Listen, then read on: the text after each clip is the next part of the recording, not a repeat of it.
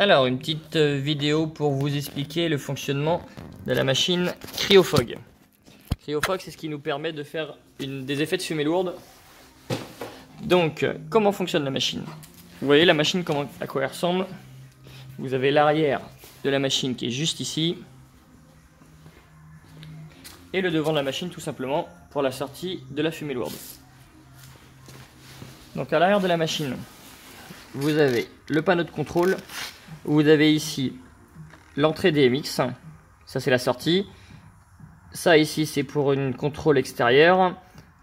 Vous avez le panneau de contrôle, l'alimentation qui est juste ici, le tuyau avec le bidon qui est juste ici, avec un liquide spécial CryoFog fluide.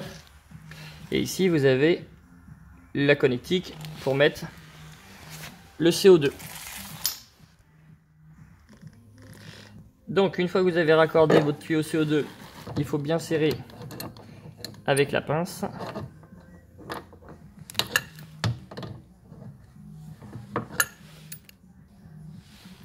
Et ensuite il faut serrer sur la bouteille de CO2 qui est juste ici. Une fois que vous avez serré ici avec la pince au CO2, vous aurez bien vérifié à l'intérieur qu'il y a toujours le joint plastique avant de poser la connectique.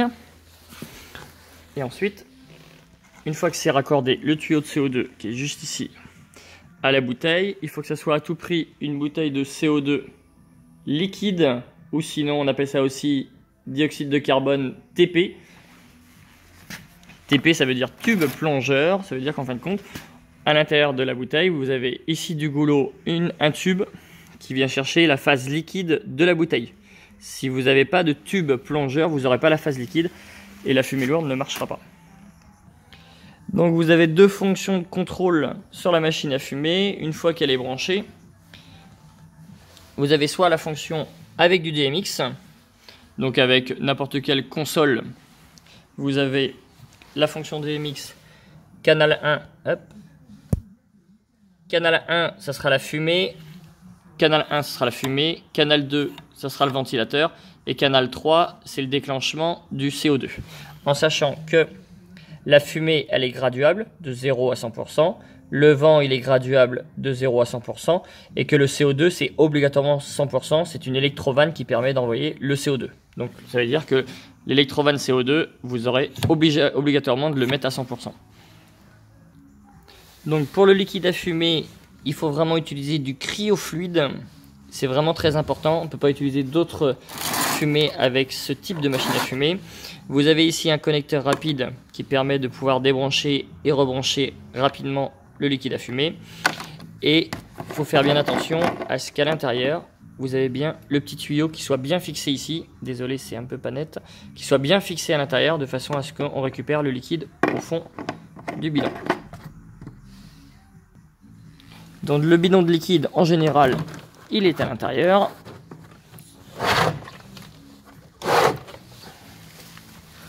Et on va attendre que la machine, elle chauffe. Donc juste ici, en fin de compte, vous avez les informations, comme quoi on a bien le DMX, et comme quoi elle est bien en chauffe. Quand elle sera en verte, elle sera prête. Donc pendant ce temps-là, je vais vous montrer le tableau du menu, qui est juste ici. Donc là, vous pouvez directement activer si vous voulez ou pas le CO2, ce qui permet de pouvoir faire une fumée standard grâce à cette machine sans envoyer du CO2, c'est-à-dire qu'on aura une fumée normale et non pas une fumée lourde. Ça c'est l'adressage DMX et ça c'est la puissance de la fumée, c'est-à-dire qu'on peut descendre ce qu'on veut. Ça c'est dans le cas où on veut contrôler directement ici en manuel sans le protocole DMX. Aussi simple que ça. Donc nous ce qu'on va faire c'est qu'on va attendre qu'elle chauffe. Et on va contrôler directement en DMX. Canal 1, la fumée. Canal 2, la ventilation. On l'entend. Et canal 3, c'est le CO2. Pour le devant de la machine à fumer, on préconise vraiment d'utiliser un tuyau d'extraction de façon à ce que à l'intérieur, la fumée et le CO2 puissent vraiment bien se mélanger à l'intérieur du tuyau et de façon à ce que quand ça sort vraiment nickel.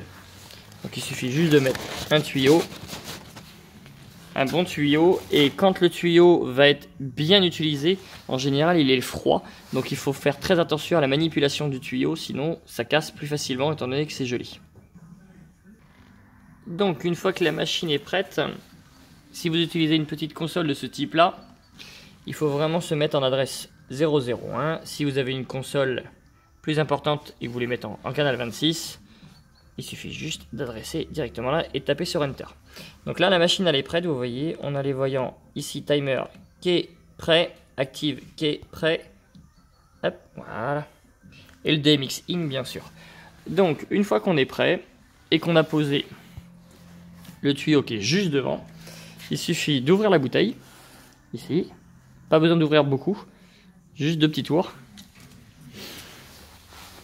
Et le premier truc à faire, c'est d'envoyer d'abord le CO2, de façon à refroidir l'intérieur du tuyau. On entend le bruit. Et après vous pouvez envoyer. Donc vous pouvez envoyer, ne pas envoyer la fumée, ne pas envoyer le vent. Là on n'envoie que la fumée.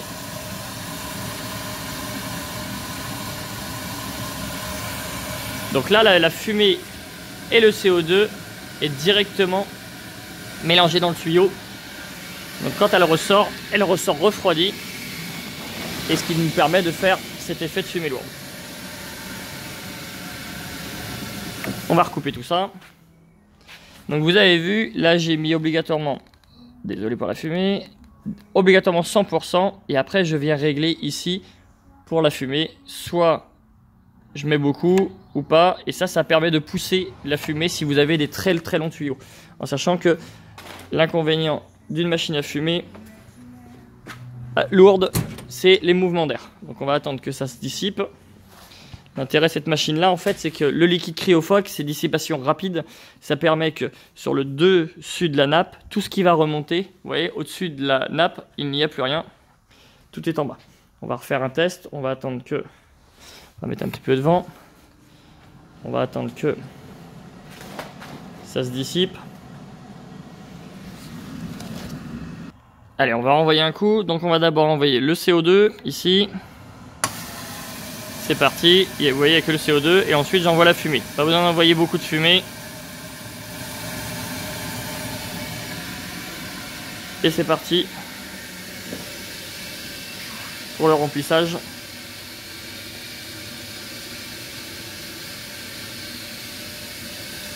Donc bien sûr, la fumée lourde, c'est super joli quand ça reste au sol. Mais tout ce qui est mouvement d'air, si vous faites des mouvements d'air à l'intérieur, ça la dissipe. C'est pour ça que c'est très dur de faire des effets en extérieur.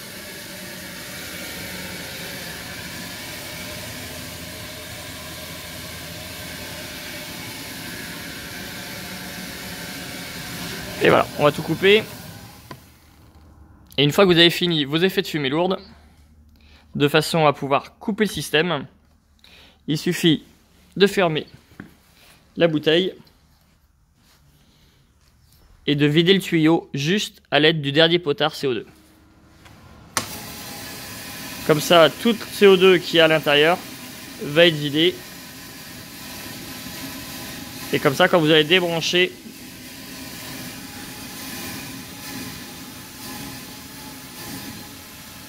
là on a maintenant que le CO2 et on l'entend au bruit.